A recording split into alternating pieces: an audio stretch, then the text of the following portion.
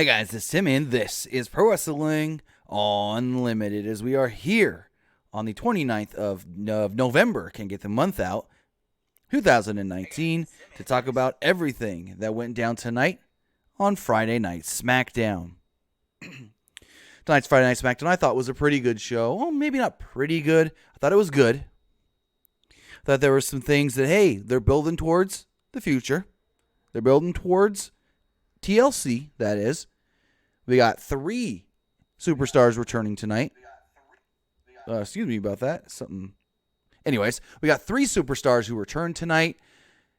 And then we got some what? I thought we were supposed to do this, and we got this, and we got that. And I'm going to talk about Firefly Fun House and what we didn't and did get. But overall, I thought tonight's show was a good show.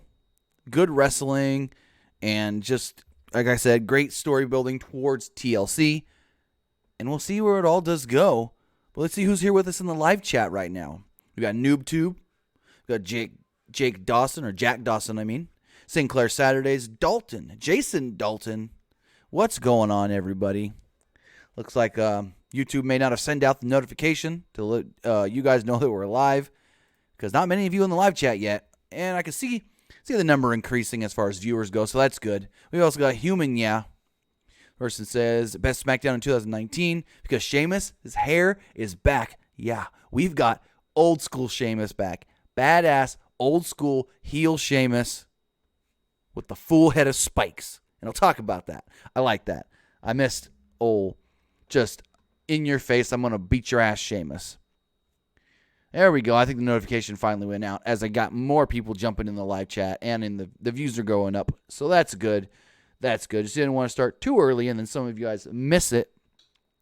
But let's just jump in, talk about what happened on tonight's SmackDown. Also, if you guys want to be a part of the show tonight, you can do so by calling or texting in to 510-906-1341. Again, the number is 510-906-1341. You can text in and I'll occasionally, read your text messages throughout the review. Then after the review, we will take a couple of calls. So SmackDown started off tonight with Roman Reigns heading to the ring. On commentary, Michael Cole and Corey Graves let us know that Roman is being a great locker room leader. They kind of argued a little bit about it, but not much. Roman then came out and wished everyone a happy Thanksgiving. He says he's thankful for the fans and noted that he has a lot to be thankful for this year. Roman said Team SmackDown dominated at Survivor Series. Not quite. You won, but you didn't dominate, bro. The fans broke out in an NXT chant because, in all honesty, NXT... So, I don't know if I should say NXT was better in the match because they did lose, but in the end, when it came down to only one man left for Raw and one man left for SmackDown, there were still 2 left for NXT till Ciampa got eliminated. So their people got eliminated. It took longer to eliminate NXT than it did SmackDown-ish. That's probably more complicated than it needed to be. Anyways, there were also some slight boos when Roman Reigns said that, but for the most part, Roman got a pretty good reaction from the crowd here tonight. Roman noted that it's all WWE, but praised Team NXT. He claimed Team SmackDown got the job done. Yeah, the men. Reigns then thanked his team members, but said there was one dummy. He called out King Corbin.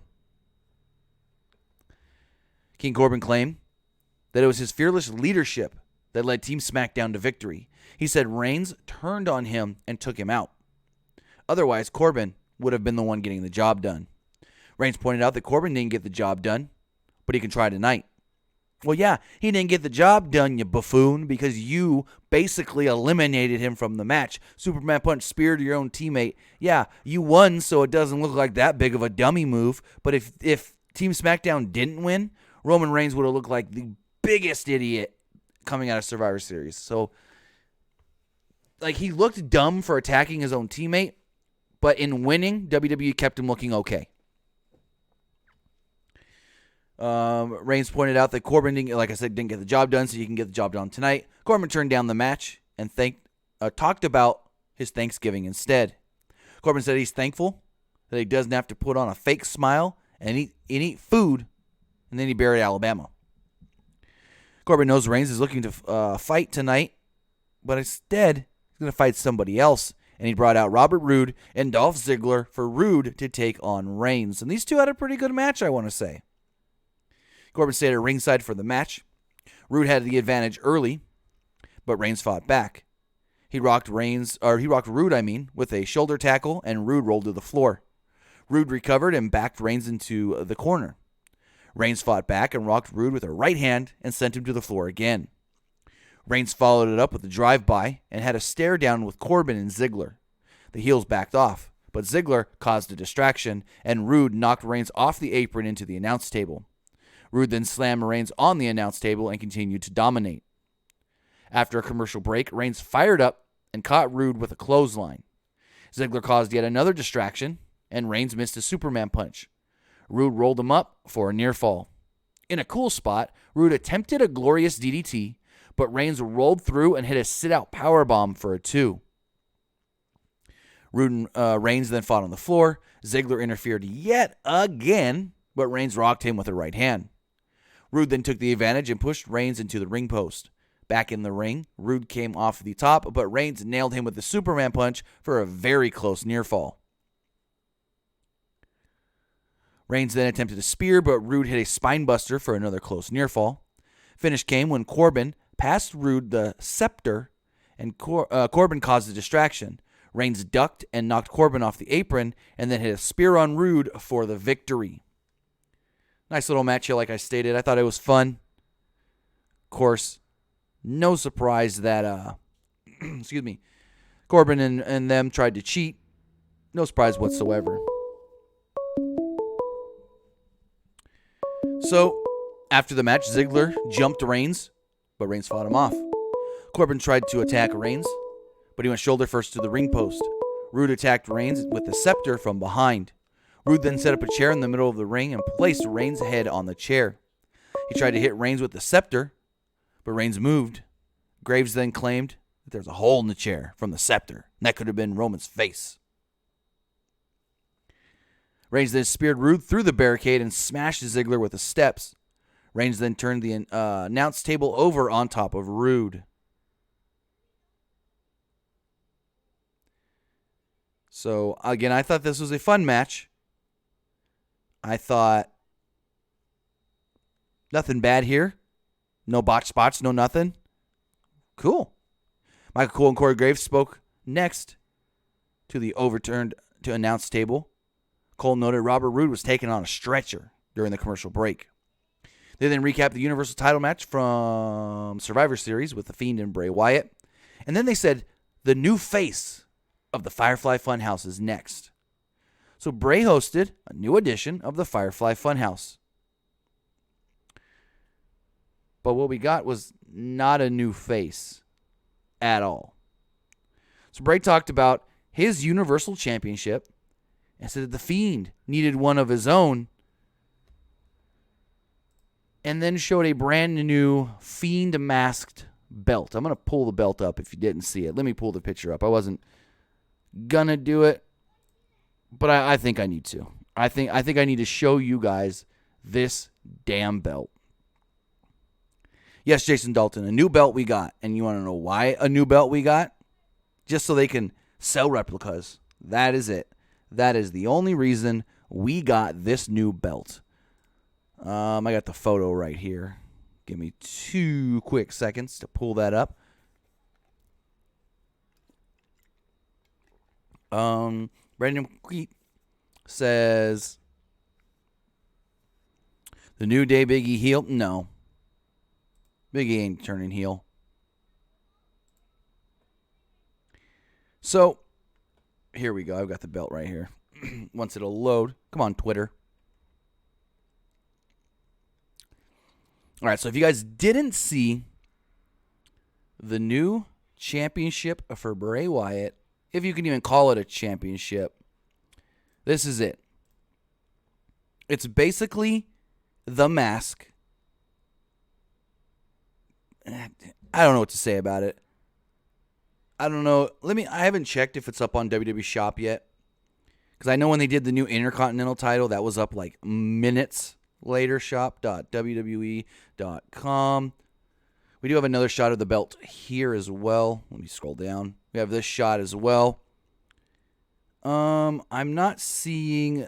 So we have a bunch of Bray merchandise. Also, Dave Meltzer did note in this week's Wrestling Observer newsletter, Bray Wyatt is the number one merch seller right now in WWE.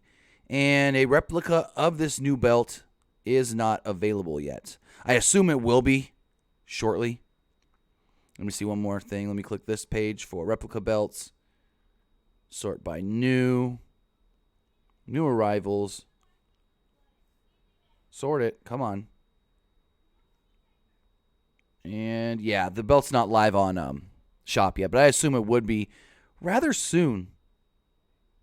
So we got this new belt. Bray Wyatt said that he's got his blue belt. The Fiend needs his belt, and that was it. Very, very underwhelming. So then, something that wasn't underwhelming, we got a promo, a video, a return for the Celtic Warrior Sheamus. So I heard that Sheamus was in town. I had heard that Sheamus was there. Sheamus was also in Chicago last weekend, and my thought was, oh, Sheamus is back. Okay. Open challenge for the tag titles. Cesaro was drafted back to SmackDown. Is that what we're going to get? No. Not what we got. We're getting old school, spiked hair, badass Sheamus who's just coming to wreck shop and beat everybody's ass.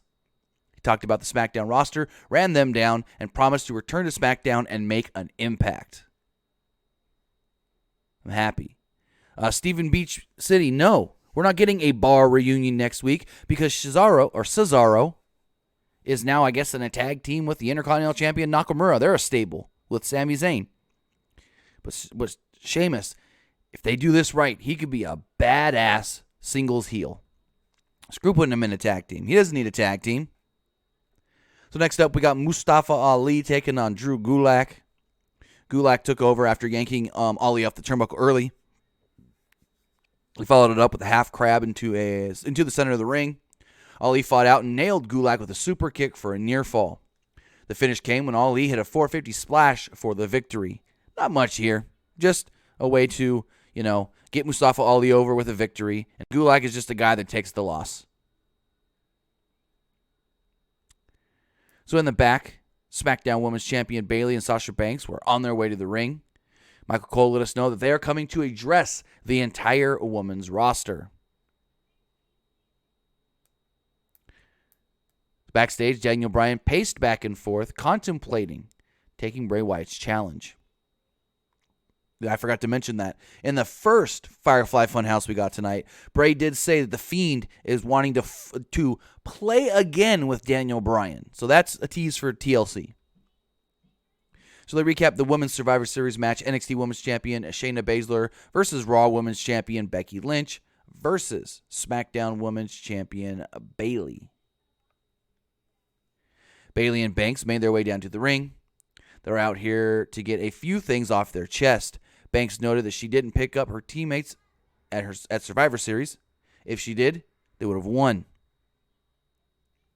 Bayley began to speak, and the fans broke out in a "You tapped out" chant.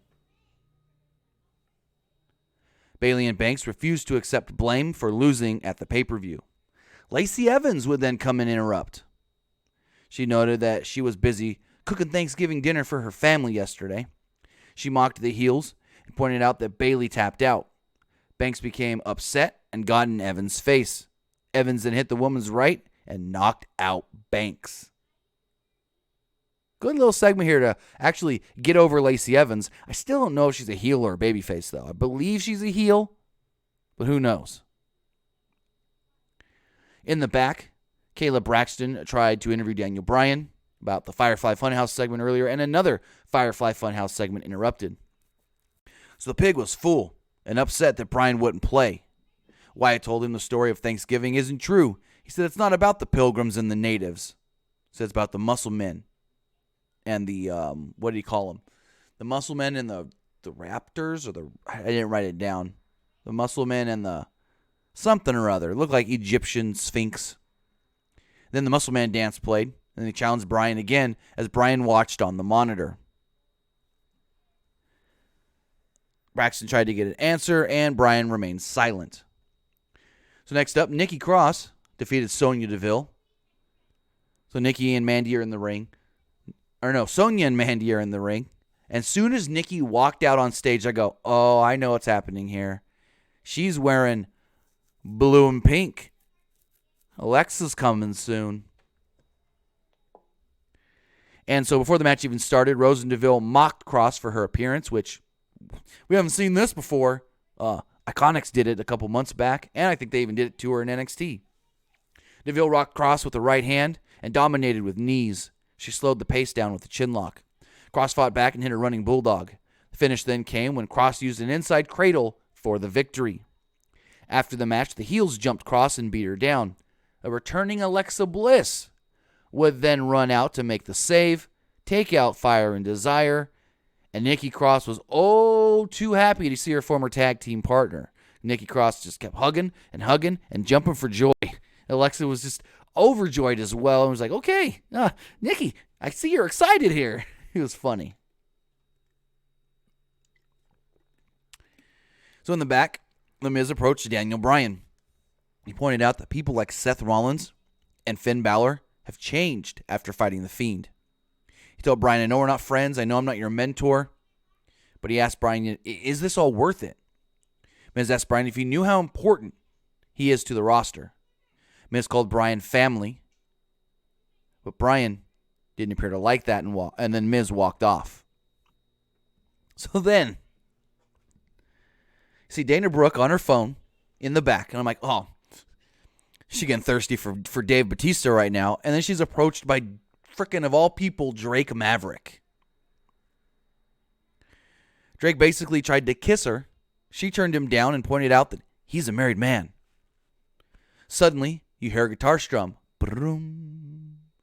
And out would walk a returning Elias. He sang a song about his return, and Dana Brooke danced. He almost stopped singing, and Dana Brooke goes, keep going, babe. And she's all dancing and clapping and snapping. Yeah, we got Elias back. He said he's back and ready to go. That's great. So next up, we got the SmackDown Tag Team Champions, The New Day, making their way to the ring. We talked about Thanksgiving and Black Friday. They decided they're going to do an open challenge tonight with their titles on the line for any team. And then out would come Sami Zayn, Cesaro, and the Intercontinental Champion, Shinsuke Nakamura. Zayn continued to talk about Black Friday. He had some passionate views on the day. In short, he don't like it. So Cesaro and Nakamura would challenge for the tag titles. And early on, the heels isolated Kofi on their side of the ring. Kofi eventually fought back with a drop kick for a near fall. Cesaro distracted Kingston, and Nakamura pulled him off the top turnbuckle. Jason, what did Corey say that stuck his foot in his mouth again? Let me know. I don't think I heard it. Kingston made a brief comeback, but Zayn yanked him off the apron, and Cesaro rocked Kofi out of nowhere on the floor with a huge uppercut. After a break, Big E got the hot tag and ran wild. He hit a belly-to-belly but missed a splash.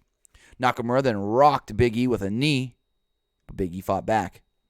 Nakamura then nailed Big E again with a kick, and Cesaro hit a diving headbutt for a 2.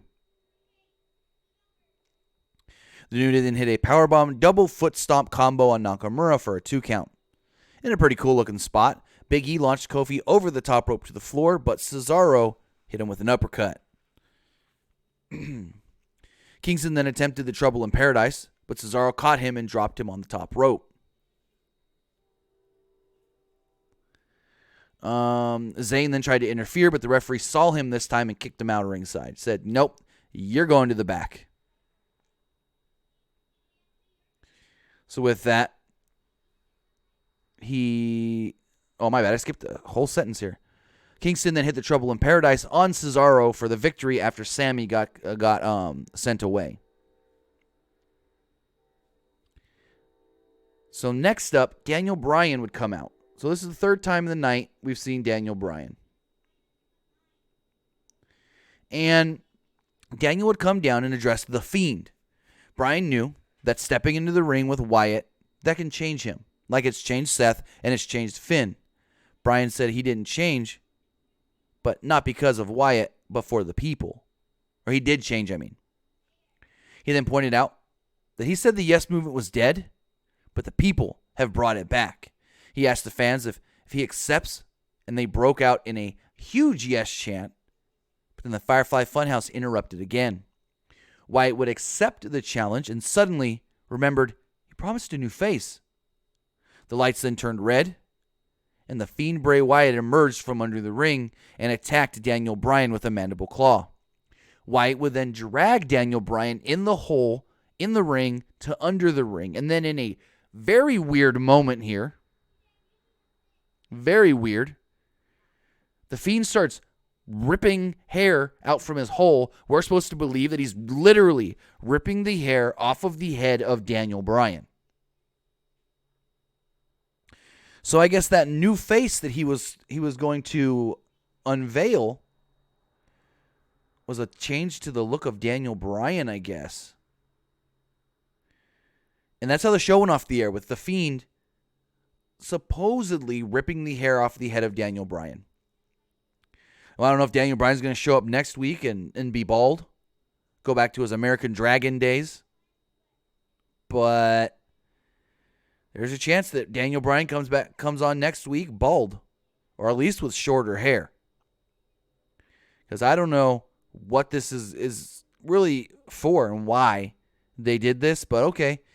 Maybe Bryan's looking for a reason to cut his hair, and so they turned it into storyline. I know at one point, when Bryan was contemplating leaving WWE last year, he wanted to grow his hair out and go to Mexico and do a hair versus mask match with somebody, but we'll see. I don't know where this could go as far as Daniel Bryan's hair. He's going to have to come with some sort of shorter hair. You can't do this where Bray ripped out that much hair and he has the same amount of hair, you know what I mean? So we'll see. But now, that was SmackDown, and I want to hear from you guys. If you guys want to text in or call into the show, you can do so at 510-906-1341. Again, the number is 510-906-1341. If you want to call or text into the show, I do have a couple of text messages right here. This person says,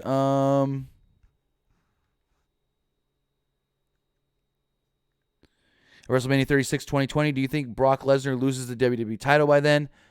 It all depends. It all depends on who's challenging for the belt. If it's what I keep saying, Kevin Owens, I think Owens should win the Rumble and beat Brock for the belt, but we'll see. This text message here does state, not SmackDown related. Oh, man. This person here says,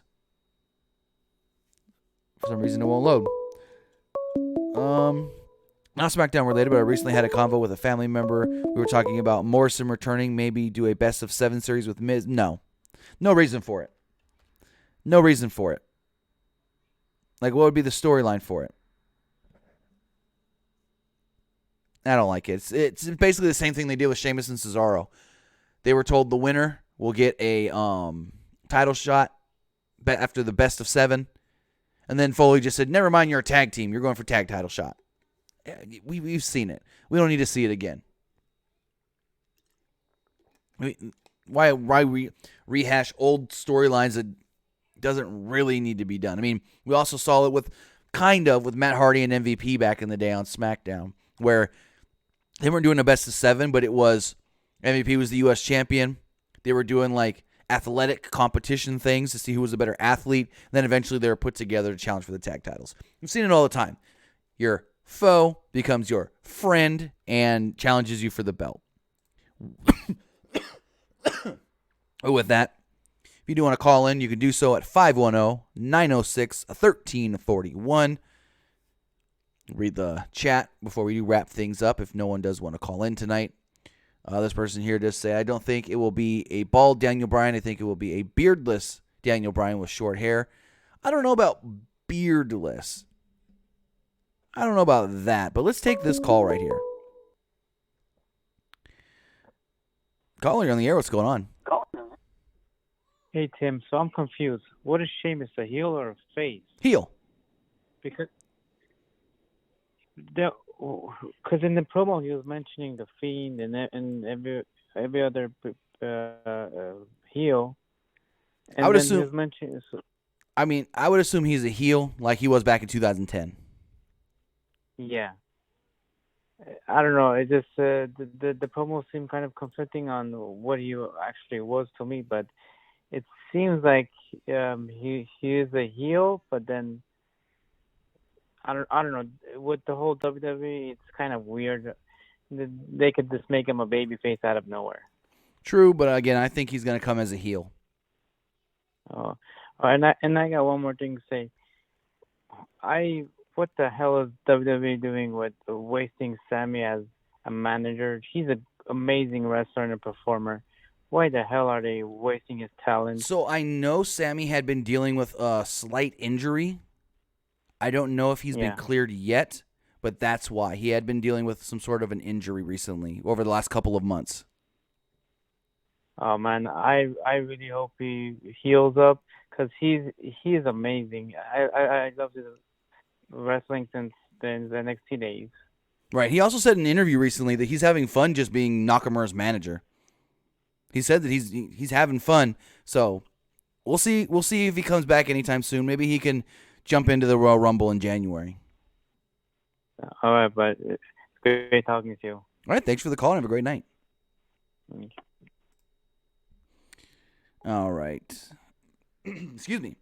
So looking at the live chat here, Jason Dalton says, I'm really starting to lose more and more interest in WWE. I was really excited to see the show tonight, but I was pretty disappointed. I can see where you would think that, but let's take another call. Caller, you're on the air. What's going on? Hey, Tim, what's going on, big man? It's JD. How's it going? Good, man. How was your Thanksgiving, man? Good. Yourself? It was good. I just got done eating some caramel cheesecake. Ooh, sounds good. Oh, yeah, oh, yeah. Hey, man, I was really excited to watch the show tonight, and it's just like, man, I don't know. It's just, I got the night off work, and I was all geeked and ready to watch, and I was just kind of bummed and let down again.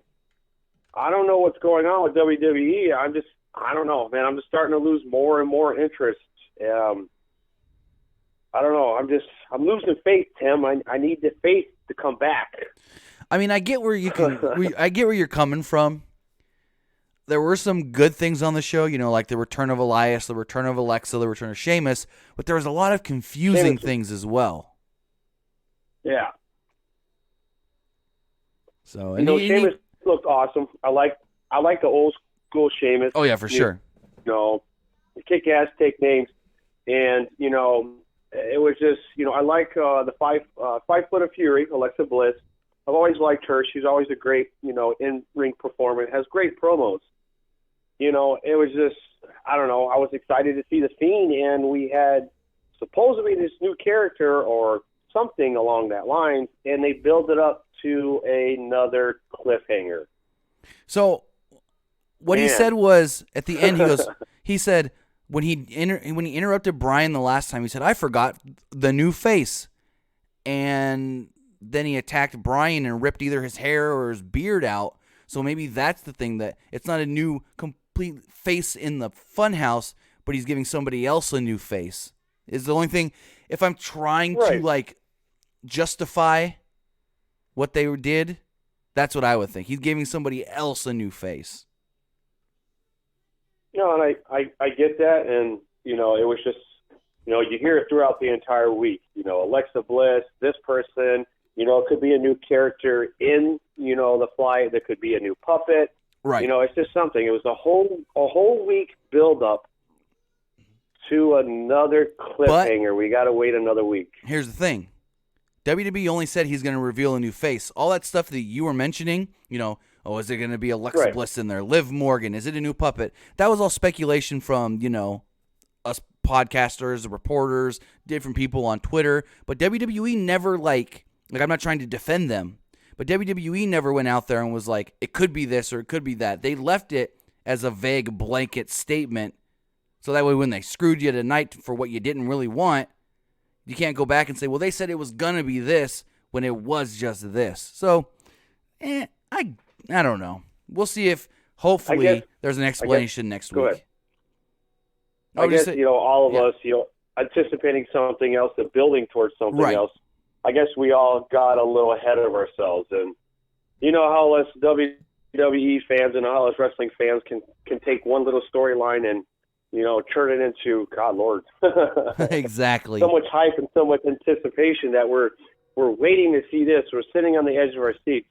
And, the Muscle Man dance, that was funny as hell. I'll give WWE that. And, I do see where you're going with, Daniel Bryan possibly looking to cut his hair and possibly go back. So I guess this would maybe be a storyline. But, yet here we are again. It's another cliffhanger. We're still waiting for something that, just something. Just, exactly. Build up and, man, I had a great Thanksgiving. I had both the boys on over, girlfriends, the whole 9 yards to spend the night, played a whole bunch of video games, and ate a lot of great food, man. Are you going to do a recap show of Starrcade on Sunday? Yeah, I'm going to go live after Starrcade. Were there any build-up matches to this weekend? So they did announce earlier in the week the Kabuki Warriors will be defending the women's tag titles against 3 teams, Alexa and Nikki Cross, Bayley and Sasha Banks, and Becky and Charlotte. They also announced that Rusev will go one-on-one with Bobby Lashley, and that Ric Flair will be the special guest on Kevin Owens' show. Okay. So this is going to be on, I'm assuming, on the WWE Network. Yeah, it should go live at 7 Eastern, 4 Pacific, I want to say. Well, I'm out here, I live in Michigan, and I did see a commercial for Daniel Bryan and the Fiend on December 22nd. They're going to be in Detroit. Yeah, just a house show. They said that they were going to, they were going to face each other again. So I don't know. I was thinking about going to the show, but I've been kind of holding off on another company coming close because I was not able to make it to Chicago, obviously, for AEW. I had too much going on. I had work. Right. I had family coming over, and, hell, I still got both the boys. They're still here tonight. But I don't know, man. I'm just starting to lose faith. Every time I get a chance to watch WWE, because I work second shift, so I didn't get that opportunity very often. Right. So it's like I was so geeked and ready to watch, and I would give it a 6. I'd give it a 6 out of 10. There were some good scenes, some good spots. That sounds about right for tonight. Somewhere maybe 6.5. I would go. Right. But I don't know. You could probably hear the frustration in my voice because I was so geeked, and I'm just. I will say that I usually have a good time at WWE live events. I will say that, though.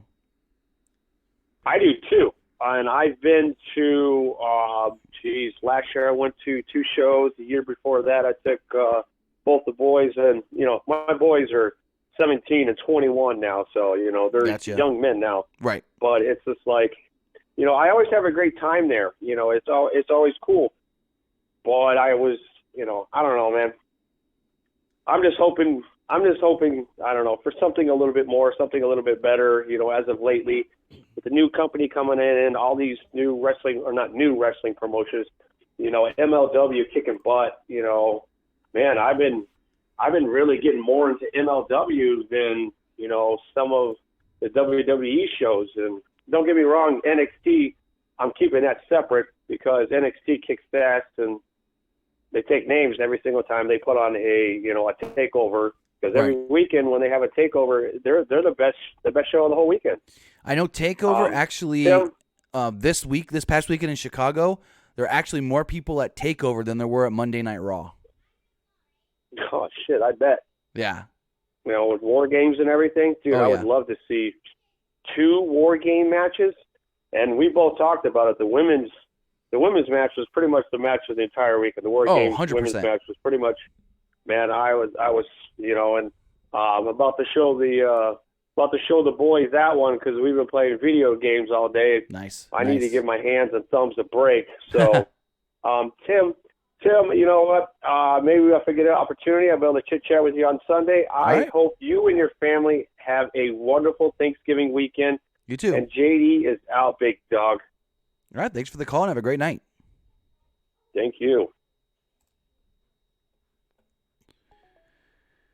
I got one last text message here. This person here says, what would you do if you booked the Fiend Bray Wyatt? What would be the best man to face him right now? Probably Daniel Bryan. We've seen in the past Daniel Bryan have great matches with Bray Wyatt. We saw at Survivor Series that the best match, that was probably the best match that Bray has had since becoming the Fiend. So I think Bray Wyatt is one of, if not the perfect opponent right now for Bray Wyatt. I mean, Daniel Bryan is the perfect opponent right now for Bray Wyatt. But with that, we'll wrap things up here. I do want to say thank you to everybody who did join me here live to talk about tonight's SmackDown Live. I want to say thank you to everybody who watches later right here on YouTube, or if you watch or listen on podcast services all around the world like iTunes, Google Play Music, Stitcher, Spotify, iHeartRadio, and so much more.